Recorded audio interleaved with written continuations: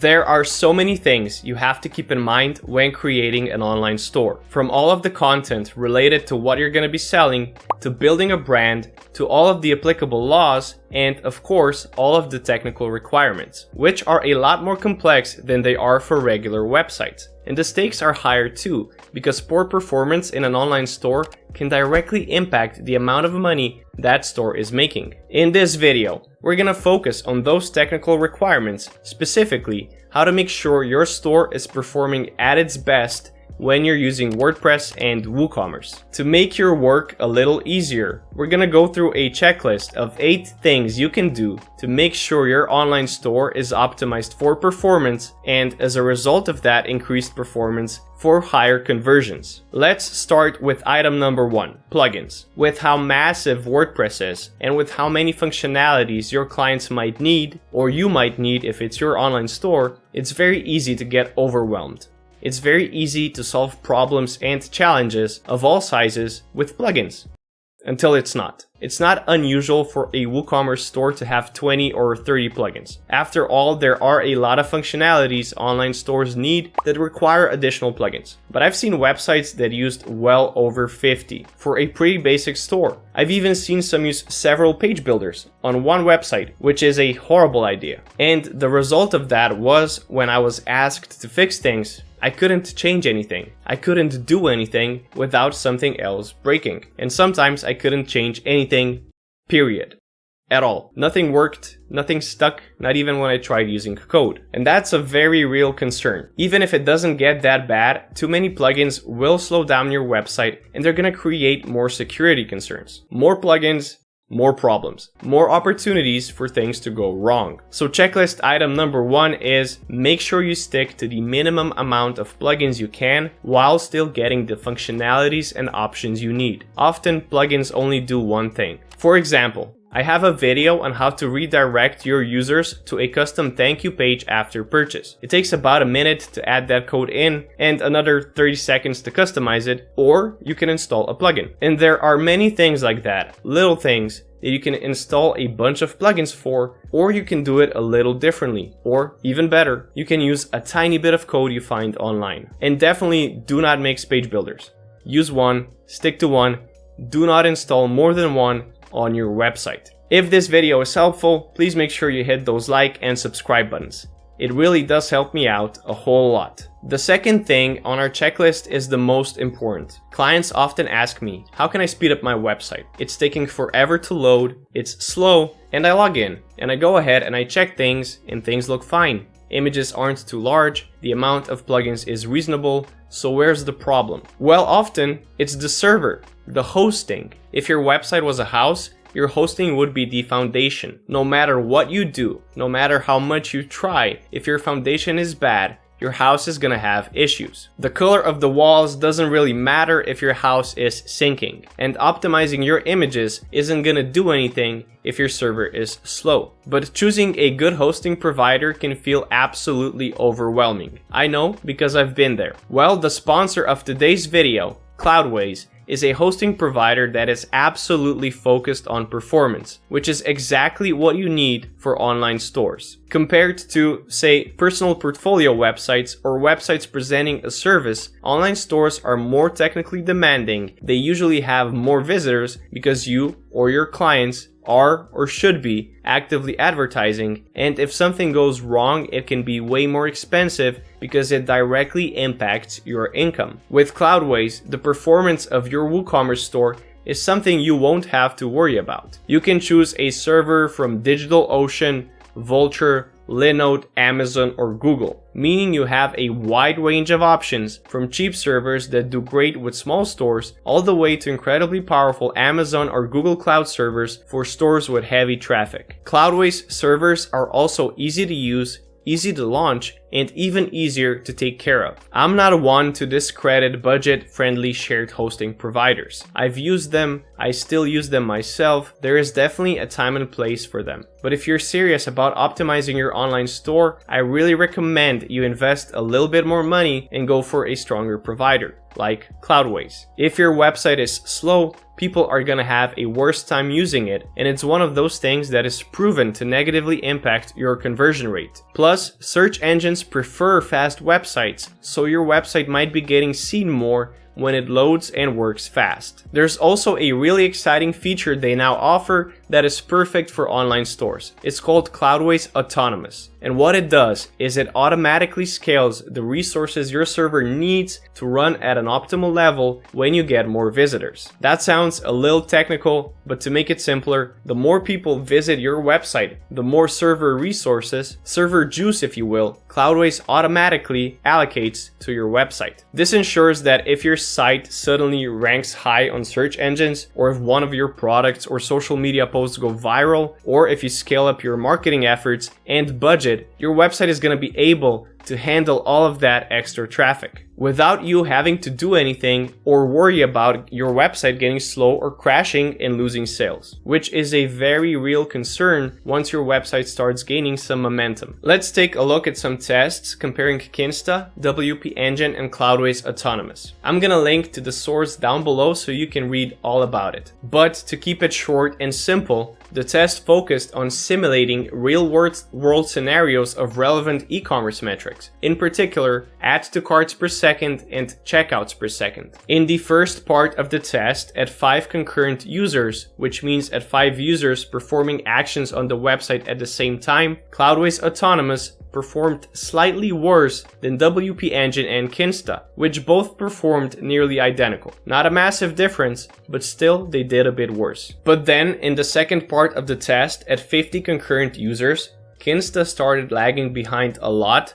WP Engine did better, but Cloudways Autonomous definitely took the lead. Not only did it perform significantly faster, it also had 0 failures, while WP Engine had a 26.59% failure rate. And in the last part of the test, with 100 concurrent users, Cloudways completely blew them both out of the water. It managed to handle far more checkout and add to cart events per second. Over 6 times more than Kinsta and over 16 times more than WP Engine for the checkouts per second in fact. And over 6 times more than Kinsta and over 4 times more than WP Engine for the add to carts per second. All that at a very short average response time of under 1 second and with no failures. In general, Cloudways also had, by far, the least amount of failures at any amount of users. And keep in mind, Kinsta isn't really what you would call a cheap hosting provider. Their cheapest WordPress hosting plan starts at $30 monthly, and WP Engine's cheapest plan starts at $20 monthly if you pay annually.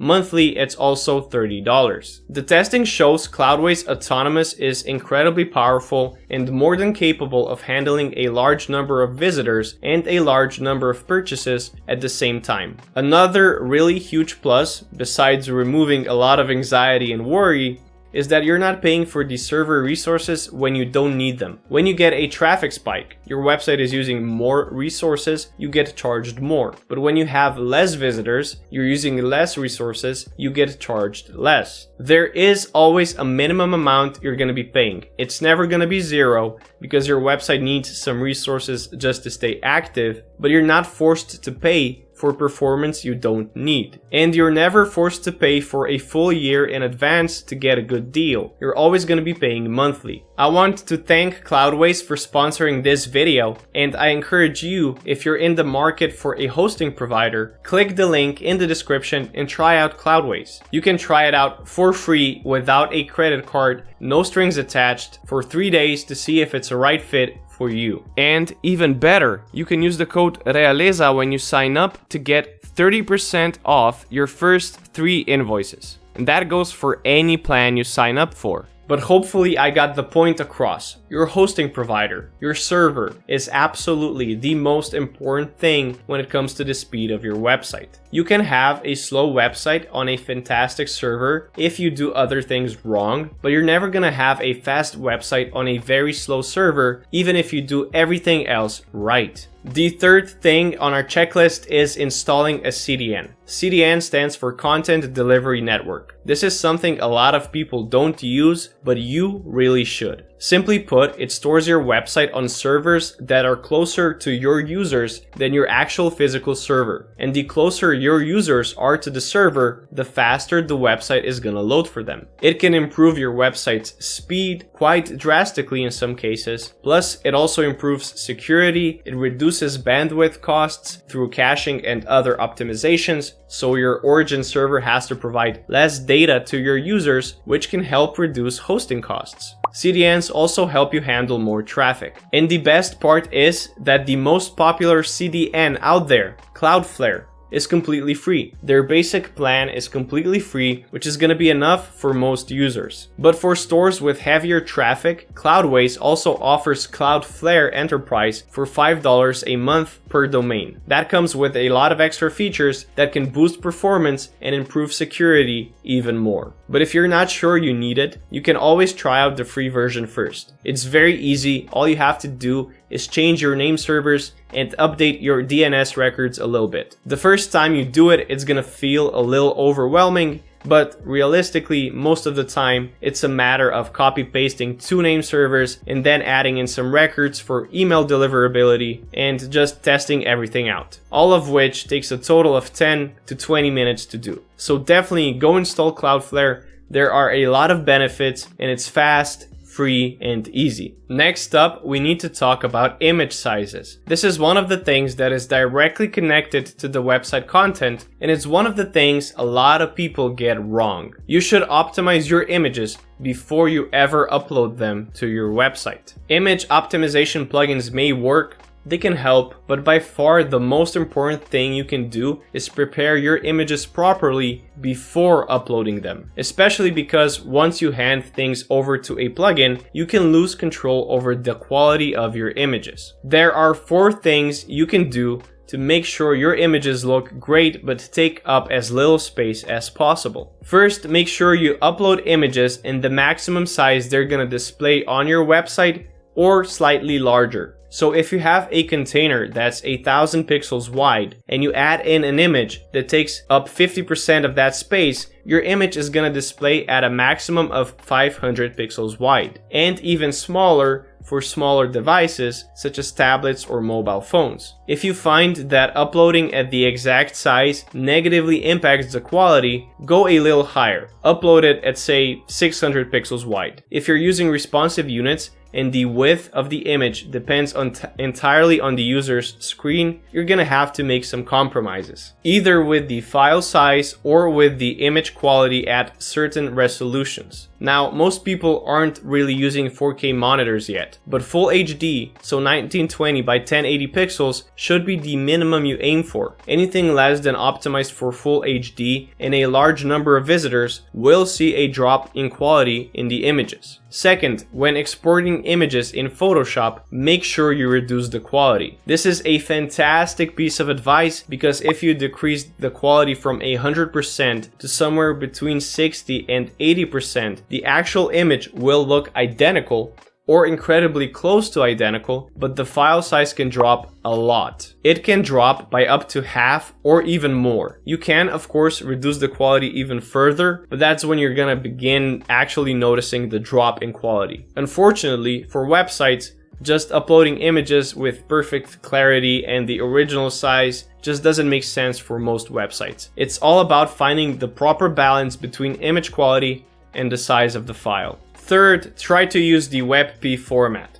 Now with the newer versions of Photoshop, you can export your images in the WebP file format directly. For older versions of Photoshop, which is what I'm using, you can't export from Photoshop to WebP directly, but there are a lot of converters online. If you just search for JPEG to WebP, you're gonna find many converters and you can upload your images, choose the settings and download them in the new format. Why WebP? Well, a WebP file is, on average, smaller than a JPEG while keeping the same level of quality. And fourth, use SVGs whenever possible. For logos, for icons, for simple illustrations, for infographics, all of these should be SVGs. SVG stands for Scalable Vector Graphics, and it is, well, a vector file format, meaning your files are not only going to be tiny compared to raster files such as JPEGs or PNGs, they're also going to be perfect, literally crisp, clear, without any loss of quality. Even if you make the image massive, say full screen, the SVG is going to stay the same no matter what you do with it. If you're having issues using SVGs in WordPress, simply install one of the many plugins available that enable you to upload SVGs and everything should work perfectly. I know that in Elementor, for example, which is what I use, you need to add in a plugin like this to make sure SVGs work the way they're supposed to. Checklist item number 5. Don't worry too much about scores. Websites like GTmetrix or Google PageSpeed Insights are amazing tools. They tell you a lot about your website. They tell you a lot about what you can improve, but they're not always entirely realistic. It's like Hollywood beauty standards, but applied to websites. First, because a lot of factors can impact the actual website speed at any given moment. But mainly because your users may have a great experience, even though these tools would have you believe your website is stuck back in 1997. For example, if we take Apple's website, yes, that Apple, the technological giant Apple, and we run it through Google PageSpeed Insights, we get a good, not perfect, score on desktop, but a pretty horrible looking score on mobile. I've tried this several times and it's nearly always 40 and something, rarely over 50. And I've seen it go as low as 33, which looks pretty bad. And this is Apple, and their website is obviously incredibly fast. It has the best developers and, for all intents and purposes, unlimited funding behind it. If you don't believe me, go visit it on your phone and you're gonna see just how fast it is. Now, why this happens on Google PageSpeed Insights specifically, I can't say for sure. I read somewhere that it's because Google uses test conditions that mimic an old phone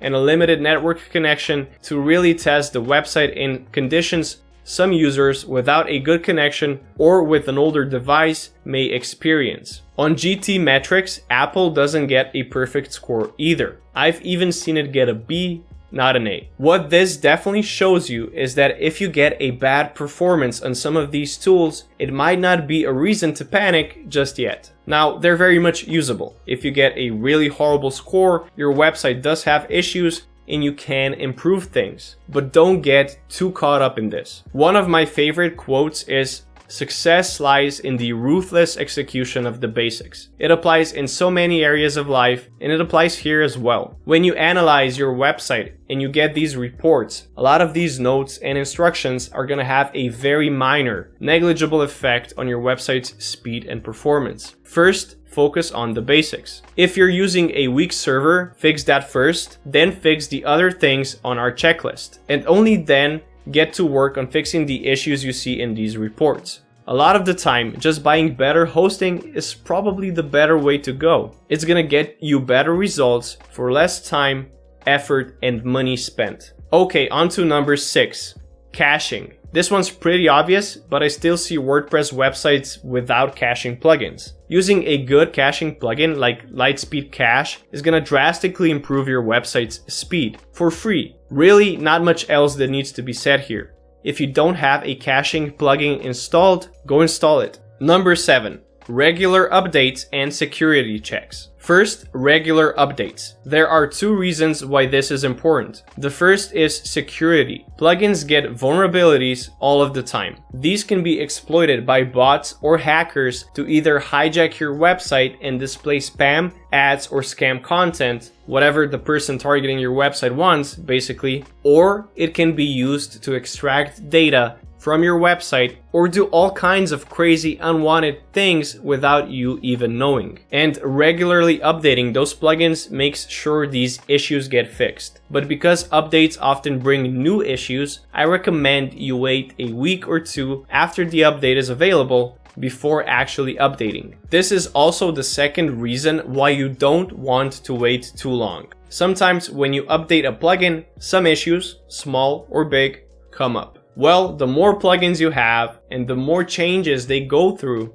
because you haven't updated them in a while, the more likely it is that something is gonna go wrong. And then you have to roll plugins back to previous versions, you have to find the issue, try to fix it. It's a whole thing, fairly easily avoided by updating things regularly. Don't forget to back up your website before updating your plugins. I love Updraft Plus for backups. If you don't have it yet, I definitely recommend you install it and connect it with your cloud storage like Google Drive. Once you do that, you can set it up to automatically create copies of your website on your Google Drive or other cloud storage. That way, you can always restore your store no matter what happens. Security checks should be done for the same reason. There are a lot of ways to do this, from your hosting provider offering it, all the way to plugins that are specialized in finding malware. I like the plugin All-in-One Security, AIOS. The basic version is completely free and it's a very well rated plugin with a lot of users. When you install it, go under Scanner,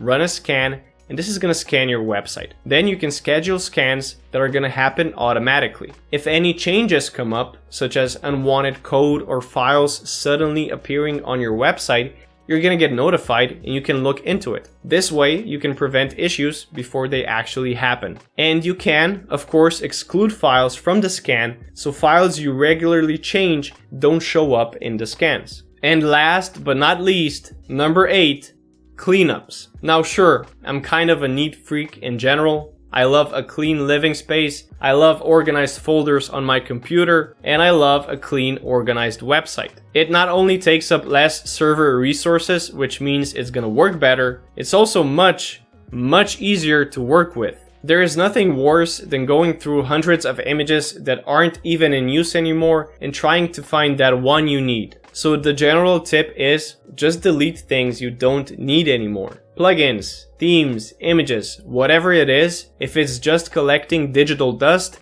get rid of it. Another really cool little plugin that will help you clear out some behind the scenes stuff is called WP Sweep. I've had good experiences with it. There are, of course, other plugins that help you clean up your website available. Again, don't forget to update your website before using any such plugin. These plugins help you clean your database. Your database stores all of your website data, including posts, pages, user information, and so on. As your website gets bigger, so does your database. It can become bloated and full of useless data. This can slow down your website, use up more server resources, and slow down backups and maintenance tasks. All in all, it can be really annoying. Now, you could delete this data by yourself, but it doesn't only take a lot of time, you can do a lot of damage if you don't know what you're doing. So, you can use a plugin. If you use WP Sweep, install it and activate it, and then go under Tools, Sweep, and then scroll down and press Sweep All. If we take a look at my database size before doing this and after, you're gonna see the difference is